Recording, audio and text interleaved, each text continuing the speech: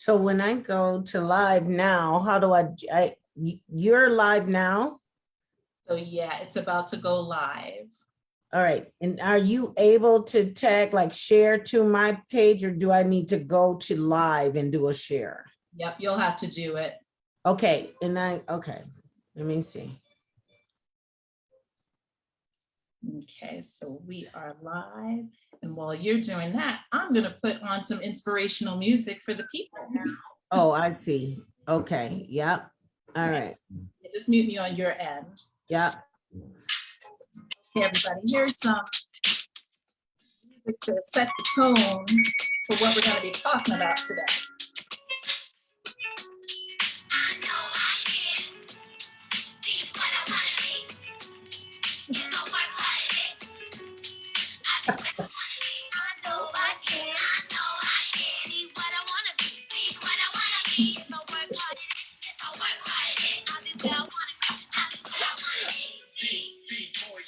So I had to stop that. As I was saying earlier, okay, Nas, I know I don't have any rights to this song. So for playing the song.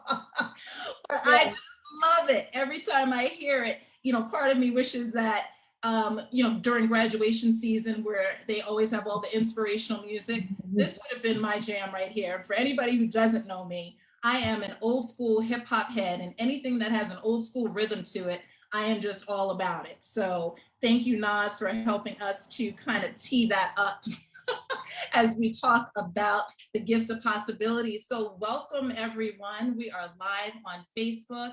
I have my girl, Toy Massey, who I will introduce in a little bit, give her her proper introduction, all her flowers, as she's worthy and deserving of it. But we are talking about the gift of possibilities. And for those of you who don't know, I wrote this book, Family Strong, 7 Gifts for a Lasting Legacy. And Toy, thank you so much for all of your support, because you were there during the book launch, you know, supporting all that fabulousness. It was, it had snowed that day. It was all you, there was nowhere else for us to be, but standing by our sister. So I appreciate that. Yeah. And so, you know, one of the things, and I don't know how often I share this story, but when Family Strong came to me, it was really prefaced with a book that is going to be geared towards children. And that's going to be the next book that's released.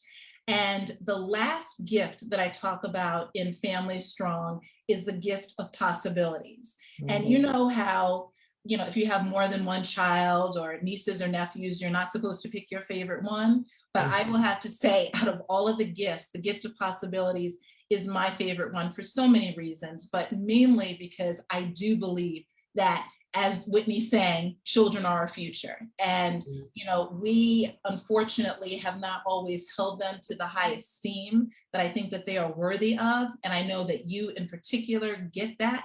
And so when I was writing this book, I had what I called avatars in my mind about certain people who embodied and who embraced and who lived out certain of these gifts.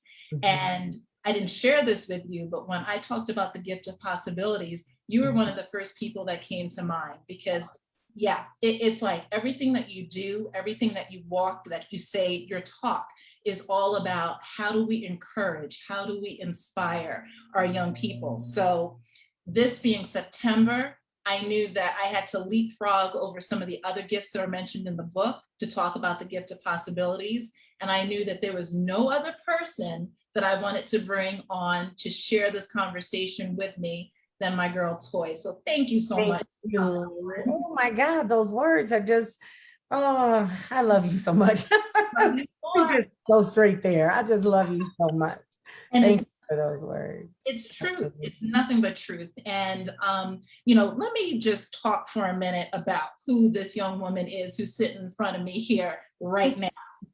First of all, when you think about, let me talk about the HBCU factor first and foremost, because all of my HBCU folks out there, I didn't attend one, but, you know, in my mind, and supporting. But she went to not one, but 2 and received her undergraduate in mathematics from Xavier, went to Howard School of Engineering. This woman is just when you think about STEM, and we'll talk about STEAM in particular, this is what you embody. This is who you are. Nuclear physicist? What? Thank you. Yes. So we celebrate you, mechanical, nuclear engineer, everything. And you have been involved in so many aspects of the community, not just here in Colorado, but from your hometown. Do you call it D-Town? Town, just a little city in the Midwest. That's right. That's right. Proudly representing Detroit, one of Detroit's finest, and not only a product of the inner cities, but also went to school and taught there. Come on. And when people say we need to have more people who look like the kids in the school, you were one of those individuals. Yeah. And then made your way to various different places, but we're proud and happy that you are now in Colorado making your mark here. And we'll talk about some of the things that you're doing as it relates to your foundation, but what have I missed? Oh, I know what I missed real quick, and then you can tell me some of the other stuff. You know, we always have to have our little D9 rivalries, right? But this is no. And I told her I had to put on a little red somewhere to help represent my DST sister. Okay. Yes, absolutely. Absolutely. Yes. So Toy, tell the folks a little bit more about you. So thank you for that introduction, and absolutely, we share a lot, and even across our different symbols and our different colors, we share one heart in this whole thing, and we always have from the beginning. Right from the beginning. So as you say, I'm from Detroit, born and raised, product of the Detroit public school system. My grandmother was a school teacher. My mother was a school teacher. When I left Detroit, I was the first graduating class out of Renaissance High School, which is still Detroit's premier high school. Of course, Cass technicians will say something different. Everybody knows Cass Tech or Detroit high schools. But from there, started my journey at Xavier University in Louisiana, and I majored in physics, actually, with a math minor. And from there, went on to Howard University School of Engineering, where I received a master's degrees in mechanical and nuclear engineering. And then, of course, the corporate swing, you know, and moving through that space. And what landed me here is that I was a executive with the Raytheon organization. I am a certified Six Sigma black belt. And so I was coming here to stand up a team that would report to me when I went on to the East Coast. I was supposed to be in our offices at that point in Washington, D.C., and that whole DMV, D.C., Maryland, Virginia area. But I got here and, you know, God, that's what they say, you know, make plans and watch God do his thing. And so as it turned out, that 1 year is now 13 years that I've been here. I thought when I was coming, I was bringing, you know, the only other Black person that would be here. There'd be two Black folk, me and Kennedy. But I was pleasantly surprised and bumped into my sisters, women of the word, and fell in love with them and all of you. And that's where you and I became connected, Sisters of the Heart. So it's been that long that we've been together. Right. I left corporate in 2012. I was a senior executive director of business process engineering and customer experience. And no matter what happened or how much I would try, I could never fill the coiffers. I could never fill the seats at the table with anybody that looked like me. In fact, when I left the corporate entity that really encouraged me to walk right out the door, I was the only executive on that campus up the road from here, about an hour. And I was like, you know what? I'm gonna just have to go get them.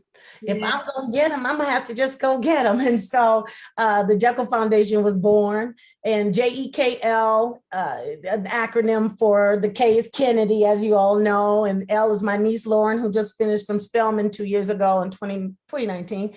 And J and E are my nephews, John and Eric. And so JEKL, and the whole mission was to embrace what we call the uninitiated child, that child that tends to be very much visible to those who choose to see them, but very much invisible to those who conveniently don't.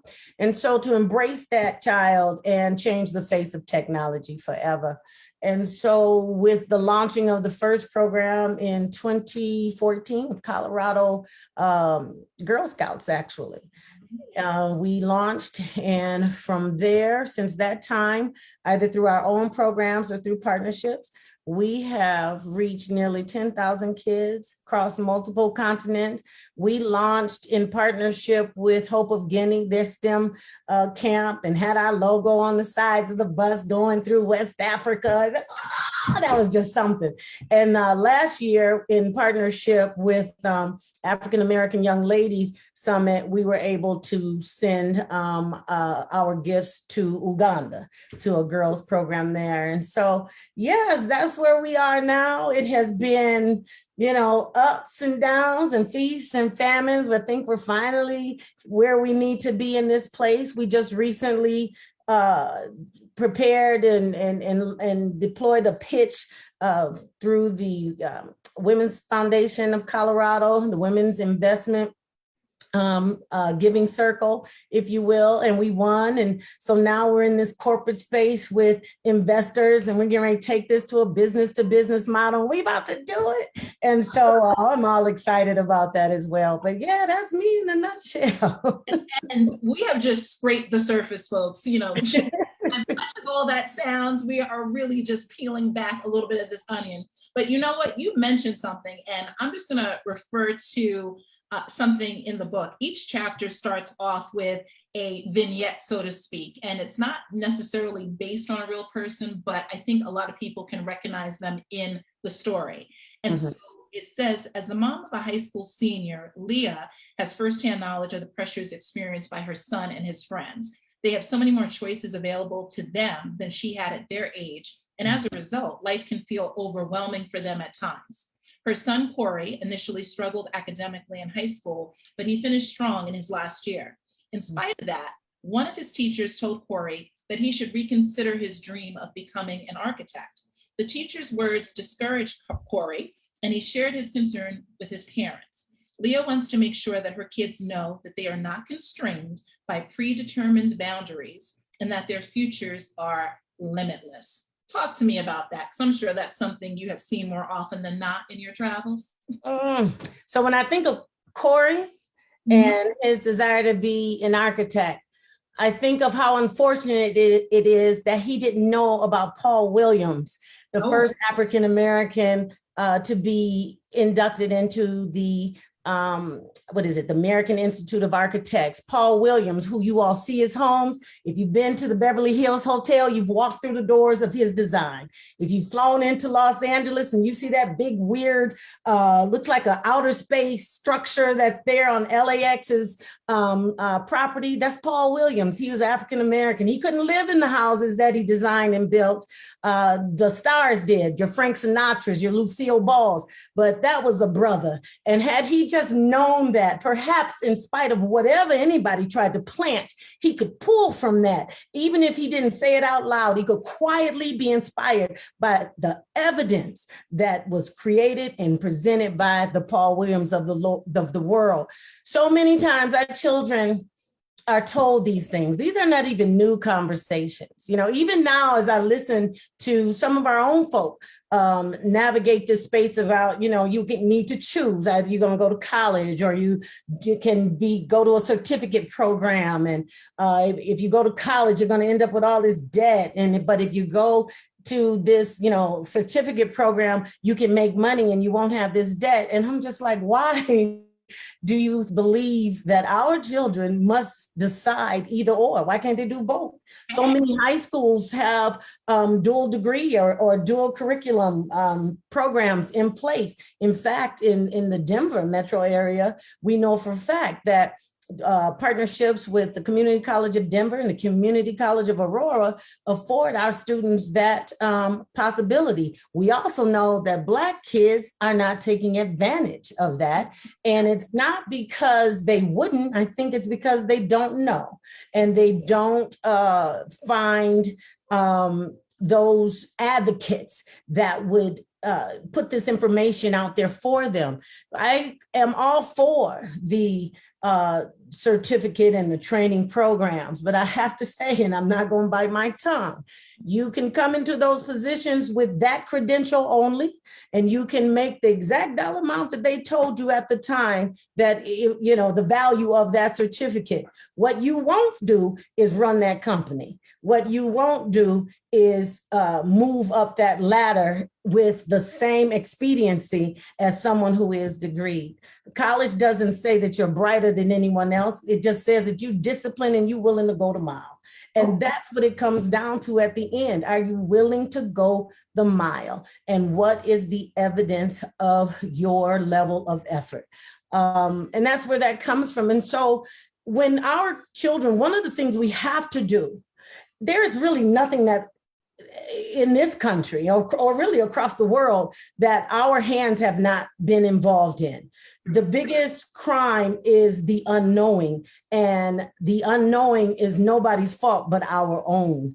The information is there. If your child says they want to go into any one of the science, technology, engineering, math disciplines, then it is our responsibility as parents and caregivers and guardians to go and find out who looked like them did something in this space. And I can guarantee you, from the light switch you flip on every day to the carbon filament bulb you screw into your light fixtures every day. I mean, I can go on. And when you stop in front of that red, yellow, green traffic light, all of that's us, you know, and we don't know it. And then I'll just bring it even more relevant, you know, the cellular phones, Hulu television, you know, that's us. And we've been playing in this space a long time, and we've been playing in this space a long time without a lot of recognition. But we need to self-credential. And so for parents who have children that want to move into these areas, you need to immediately find out who that looks like your children played in this space and open these doors. Additionally, we have a responsibility to those who don't necessarily want to go into what are considered the traditional STEM disciplines and make the connection between culinary arts and math, culinary arts and chemistry, cosmetology and biology. You know, there's really nothing that our children do that is not in some way related to the disciplines that make up the STEM careers. And there's nothing that they want to do that they probably haven't already done. It just has not been identified and associated with the activities that they've been involved with. Okay, folks, I told y'all, or if I didn't tell you, this woman is fire. She is coming and taking prisoners, and look, not leaving anything to talk about. She just drops it all. So many things to unpack here. I'm gonna just rewind it back a little bit, because you talked about the fact that sometimes the kids don't even, or the parents might not even have access or awareness to some of these possibilities, and the importance of mentoring and having a village who can help to say, hey, listen, I heard about this scholarship opportunity over here, or, you know, I know this person, why don't you go speak to them, and, you know, they can talk to you about what this career choice looks like. Just speak for a minute about the power of having that village, of mentoring, of making sure that you're surrounding yourself and your children with like-minded individuals. It's extremely important. And our children need to be able to identify at least two roles. The mentor, who is, of course, that person you can sit down and vent with, or they'll groom you and they kind of take you under their wing, and an advocate That person may not be all in your personal space like a mentor is, but that's the person who has just enough knowledge about you to be inspired about what it is you can do. And he speaks up or she speaks up in your absence. There's a job opportunity. And so you name such and such, there is a grant or a scholarship opportunity, and you name this kid to come in and be a part of this experience and this opportunity. You may not know a whole lot about them, but in short conversations or conversations with their mentor, what you do know is that they are willing, they are capable, and they are armed with ambition. The only difference between an A student and a C or a D student is level of effort. How hard are you willing to work? If it doesn't come to you easily, that just means you need to work a little harder. And you do this anyway. I tell the kids all the time, you all can master the lyrics to songs. I don't even hear what they're saying. And you either wrote them down with great discipline and you kept playing it over and over. And that's how I used to do to learn all the words to Parliament and Funkadelic songs. And girl, lo and behold, Hucklebuck, so I'm going to do it all, but you do that. You want to learn to shoot from the 3-point line. You practice all day, all night, you want to, with our girls, you got the style you want to embellish. You practice that. It's no different than what you need to do with your math. It's no different than what you need to do with your science. It's no different than what you need to do with any of those other disciplines, whether it's writing, whether it's reading, in order to master them. So level of effort is key. So yes, primarily identify a mentor, identify an advocate. And in those children, and there are those who are in households that may not find levels of encouragement. They may not, find what they need to hear to be inspired. It's okay to identify somebody else in that space. It could be your neighbor. Parent teacher conferences come up, and it's so sad. Usually the kids whose parents really need to be there are not always there. And they may not be there because,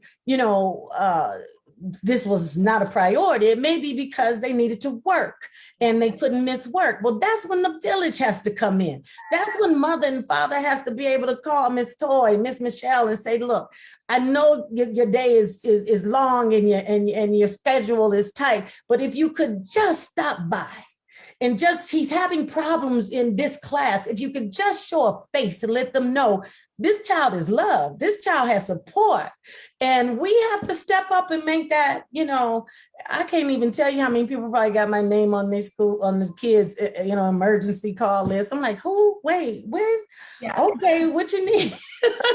And he comes like, I know this, but it's our role. It's our responsibility. There is no child that looks like us that doesn't belong to us. Yeah. And there's no young person that looks like us and should not feel somewhere this is a safe space, And so, yeah, I think that's one of the starting places in that question. Yeah.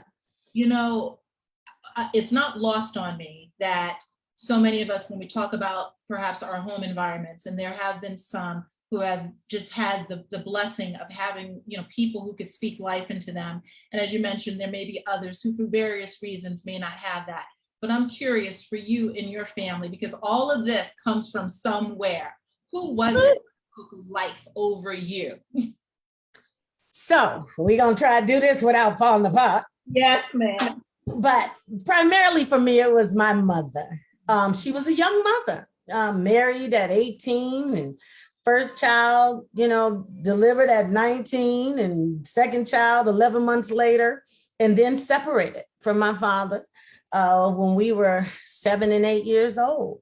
And I think she was a homemaker. She was like this Norman Rockwell mother, at that time you go to kindergarten, you'd go home for lunch, or first grade, so we'd walk home for lunch. My mother had our lunch ready, and, she'd walk us to school in the morning. She'd be waiting to walk, pick us up in the evening. And when my dad left, she's 20 years old. And I think really she always thought they would just be back together.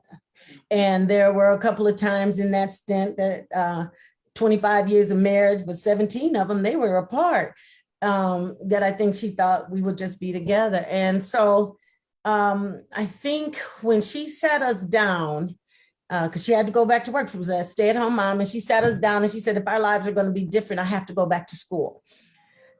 The power of that statement there, our lives to be different, I have to go back to school. I have to go and get an education that's going to be recognized by those in power, you know, to provide a livable wage for us. And so when she went back to school, she started at the community college level, and then she went on to do her bachelor's and then her master's degree, because at that point she was just on fire. And I meet women who worked with her in those early days before she made the decision to go back to college. And they all went back to school. And they tell me it was your mother. She said, just take one class. Just take one class. And now take another class. And they all ended up in education. And they all went on and their lives changed as well. But she was that one, you know, not a lot of space for self-pity and feeling sorry. You know, she would say, don't wish for it, work for it, you know. Yeah. And then our car, I was laughing with my brother. I'm like, you know, remember mom would have us in that car. We were hostages to all her lessons, life lessons. You're just a little bit lower than the angels, you know, and she would talk like that, you know. There is nobody more worthy of excellence than you. And I'm expecting that, or you're not common. So don't ask me about common stuff, you know, and all that kind of stuff. So, you know, and she would sign us up for stuff, you know, and she said, oh, Elizabeth Catlett is having a sculpting class. I didn't know who Elizabeth Catlett was. You be ready. You know, she never asked, did you want to do something? She said, be ready.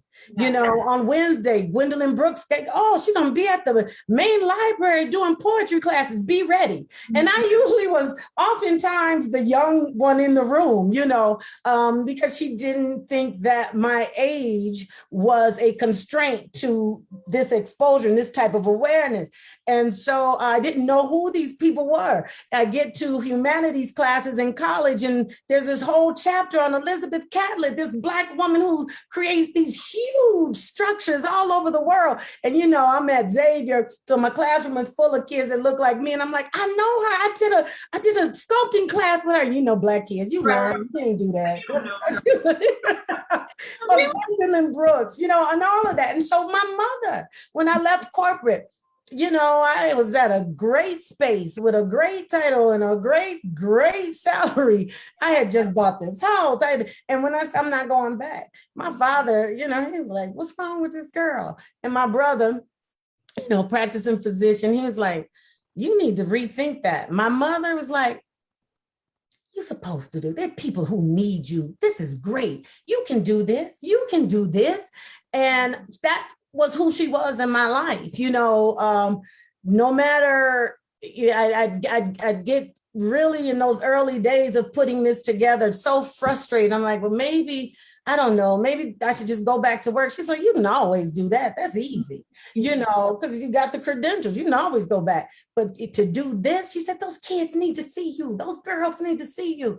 And so, yeah, that would be it. That was my champion, you know, and then probably the example of the other women in my life, my great grandmother. Ooh, I mean, just, you know, she was just powerful women who had a anchor relationship with the Lord and with God, because that was, you know, everything. You know, my great grandmother was one, you know, get still, and the rain and the thunder and lightning, she'd turn out the lights, the devil beating his wife, you know, all that kind of stuff. You're like, what's she talking about?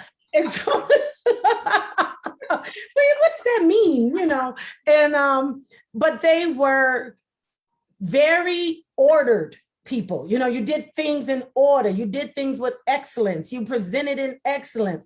And that makes a big difference. You know, they wore pearls. I wore pearls. If you look at pictures of me, even on college campuses, step and everything, I got on pearls, you know.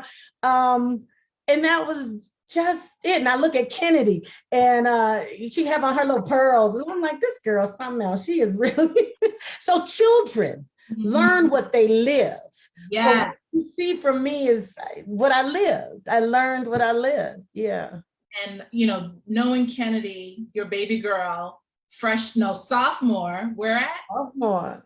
Yeah, she's at Howard, HU, I have a picture, Michelle, of Kennedy. She was 3 years old. I had finished my graduate program, obviously, have been married, had Kennedy. And we were just back in DC because my brother lives there with his family. And we were visiting us to come and take her on campus. Usually wherever we would travel, I would take her onto a college campus. If I was in Boston, she might be at MIT or Harvard. If I was in Hampton, Virginia, of course, we're going to be at the other HU, the little HU. And so, okay, much love for those Hamptonites on the phone. But she's standing in front of the School of Engineering. She's about 3 years old. And she said, I'm going to go here. I'm going to go here. And I took her picture. Here we are 15 years later. And she is there. She didn't apply, but to the one school. Wow. I was like, girl, what's wrong with you? She was like, I'm doing early decision. If it doesn't happen, then I will respond. She had an acceptance letter from Spelman without applying. She had a couple of other, invitations to apply. And she said, it'll be fine. It'll be fine. And so I couldn't say anything. I think it was one of my girlfriends, one of our sisters, who probably said, well, she just sounded like you got to just, go with it. And so when she got that letter of acceptance, she was like, I told you this is where I'm going. I was like, yeah, I guess you are. Now we broke. We got to find some money. So,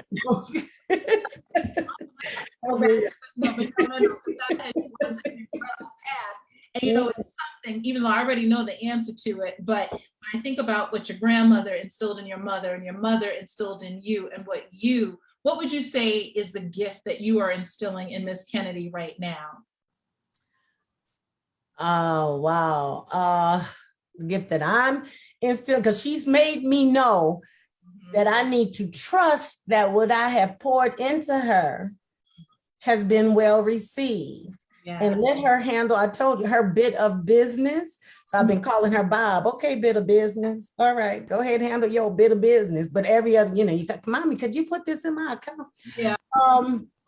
Yeah. What I am telling her is so the same thing, the only difference, because she has already, come into, I think, her first class or one of her statics classes. She didn't do well on her exam, and she was not very happy about it. So one of the things I told her, I said, well, here you are. You need to understand everybody on that campus is smart. Okay. Yes. Everybody on there is smart. Yeah. And so, so she said, I don't understand how he's teaching. I don't know what it is he's expecting. And so it's like, I'm telling her, then you need to go talk to him. I mean, my classmates are saying, but your classmates don't pass out the grade. So you need to go talk to your instructor. You need to let him see you. You need to make it clear to him that you are fighting for the best outcomes and you are willing to work for it. Because as one who has taught the adult learner and in the college setting, trust me, sometimes the difference between the B and the C is, I know, little Miss Massey, she's been working hard. Let me give her, and so she's learning about that, about the importance of building relationships in here. Yeah. Like when she was trying to get signed into a physics class and she's like, I keep sending emails and he hasn't responded. I'm like, girl, you got to go see this person. He don't care about your email. You know how many people are emailing this man? And so she's learning about the and this is a growing space for her, because I think this whole generation, they operate very well behind the safety of text messaging and emails. But now I got to go talk face to face. I got to make eye contact, and so, the thing I always tell her, remember who you represent. Like my grandfather told us, y'all came in here with absolutely nothing, not even clothes. So when you go show yourself, that's my name. That's right. So she's doing well and she's learning how to navigate. And She had a 4.0 her freshman year, but this is the first time on campus. So it is very different. And when she's going through the struggle, it's funny. Her dad was like, well, since you did so well at home, maybe you need to come back home. She was like, all right, forget it. I'm going to make this work. So she told me she took her second exam and she busted out. She said, now I have the highest grade in the class. You know, I was like, yeah, work for it. You got to do the work. That might mean you can't be at every party. You can't be at every social event. You can't, you know, and my mother used to say, have some mystery about yourself. Don't let everybody see you everywhere. Little wonder where you are sometimes. I can't be on campus lately. Yes. Right. You So know, that's how that goes. I want to ask you, because of course you have had such a phenomenal and continue to do such incredible things in the spaces that you occupy. And your child, as a reflection of that, is doing some incredible things. But what would you say to that parent, that auntie, uncle, grandparent, whomever, who is really concerned because they feel that their young person has just gotten off the track? And what word of encouragement can you give to them? You know, the first thing that comes to mind is scripture. Okay, come on. Up in the way that they shall go and they shall not stray far. Yes. You know, think of the prodigal son. You can go all out in left field, but at some point you come back home. So if you've planted those seeds, you know, sometimes they just have to get their own lesson.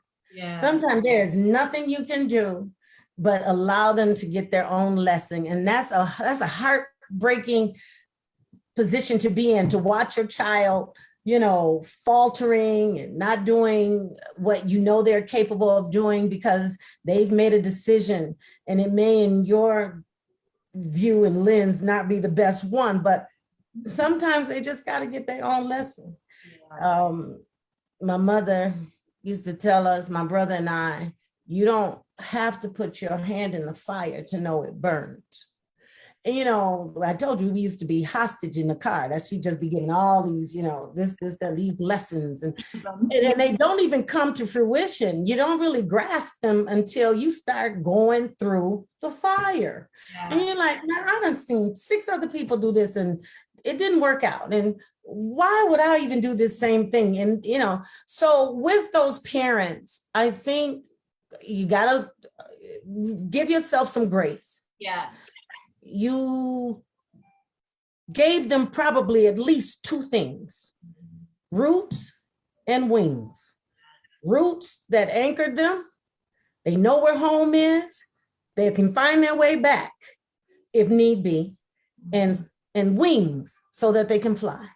And that doesn't mean, no, so they can soar. And that doesn't mean that they might not falter. That doesn't mean that they might not hit, you know, have a hiccup along the way. Your role, our role, is to be there, non-judgmental, even though you want to say, I told you so, but you can't. Just listen to me, yeah. If you would have just listened, they don't need to hear that right away. In fact, I have learned that, and it's difficult to bite my tongue, and that child of mine will say, I know you told me to do this. Yeah. I had to see. So with exception, now, some things you're not going to sit back and just watch, you know, the shit show, so to speak. That's but in some cases, we just have to do that. One of the things you've heard me say before, and I'm adamant about this when it comes to young people: show me your friends and I'll show you your future.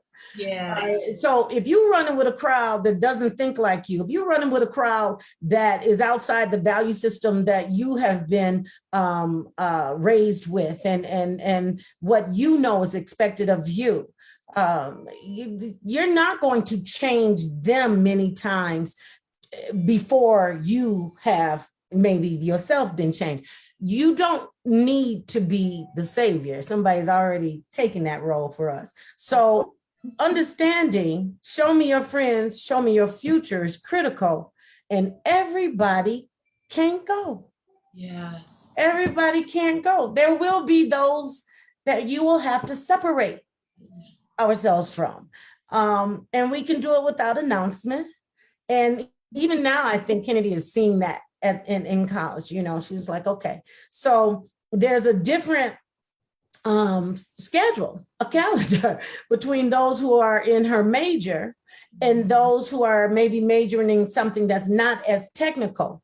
Y'all can meet up after the school week, but during the school week, it's probably not your crew, you know? And so as parents watch that, I say yes. Now, we got some of our parents that have seen our young men and girls find themselves caught up in the system. Don't give up. Don't give up. Sometimes that's the lesson they have to get. Don't be afraid to go in there with a belt, you know. Don't be afraid to do some time, because while they getting sentenced, you whipping that butt. But the truth of the matter is, and I, you know, moving away from any lightness around this subject, I know parents that have had young people who got caught up and found themselves in the system, you know, and then if it's a felony, you know, there's this feeling of, oh, their whole life is over. Never over. It's never over. I say leverage that experience and their whole life is just beginning, because there's a lesson that they're able to offer. And there is a message that they're able to give.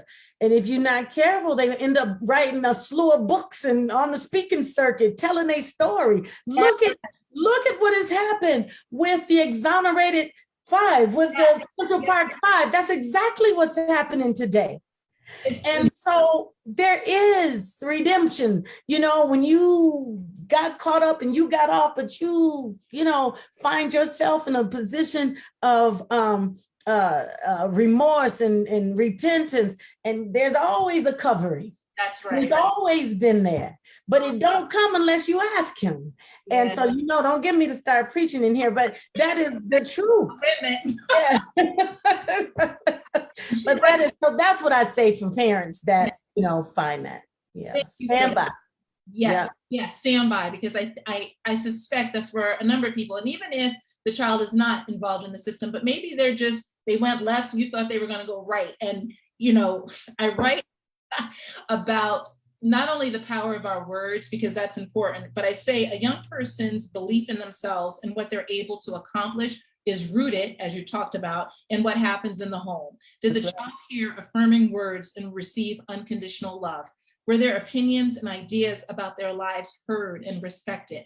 If the answer is yes, then most likely the child will form a healthy self-image and feel confident in expressing themselves. And if not, there's work to be done, but remember, it's never too late to build up someone's sense of value and worth. Those are beautiful words. Those are the exact same words that I'm speaking. Those are the words that they need to hear. In fact, you need to print that little paragraph off and put them on t-shirts so we can wear them around and people can read them, because so many times parents just don't know. And this is, you know, as much as the times are different, they're the same. Yes. And it's a cycle, you know, and if you don't get off of that cycle, you'll just keep repeating. Yeah. You have children that say they want to do, I want to be this, or I want to do that. Outside and beyond just, you know, what seems to be the easiest for many times our kids, and that's in the athletics, because they're just gifted in those spaces. But how do we get them to think bigger and broader? Like I tell the kids when I'm in a classroom or I'm speaking to a class and they say, well, I want to be a basketball player. I said, so you want to be a physicist? And they say, well, I ain't no physicist. I said, I want to be a basketball player. I said, but you're talking about projectile motion. You know, you're talking about force. You're talking about, I said, you're talking about thrust. You're talking about, you know, drag. And they just be like this. And I know it hits home when a teacher sends me a letter, an envelope that has letters from those same 3 or 4 little boys, and it says, I never thought of myself as a physicist. I can be a physicist.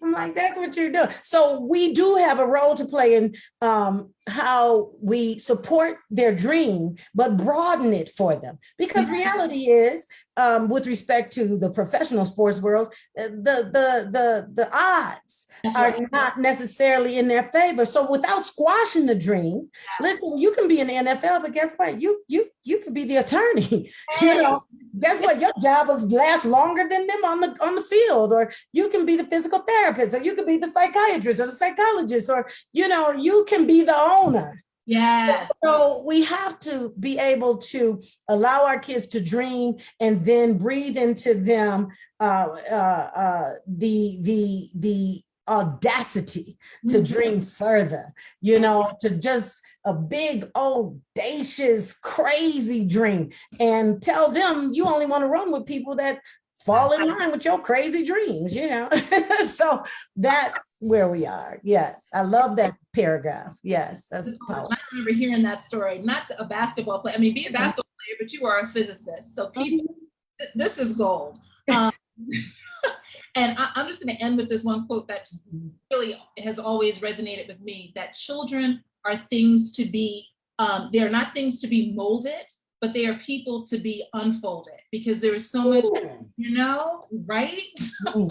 There is so much power, there's so much potential, and even more so, there's so much possibility within them. So we're going to end it on that note, because yes, I'm going absolutely. I love you. Thank you. Those words are power. I'm going to have to, I got my book here. I'm going to have to go pull up this last chapter again. Come on now. Yeah.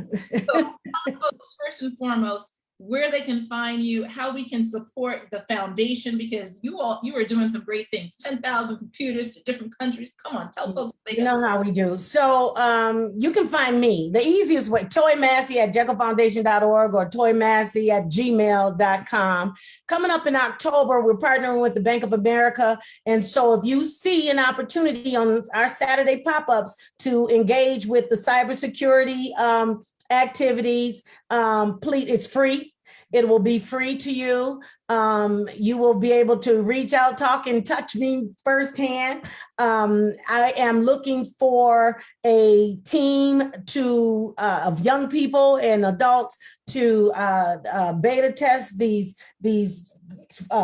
STEM in a Box kits for girls, this business to business model we're talking about. We want to identify 8 categories of future professions that young people might be interested today, but don't know how or what they're going to do to get involved. And so, that's how you can find me. We're always looking for volunteer support. And of course, I believe in compensating folk. And so even if your volunteer hours can't be compensated monetarily, I'm gonna feed you and give you at least a gift card. And so something to that effect. But thank you for the opportunity to even share that.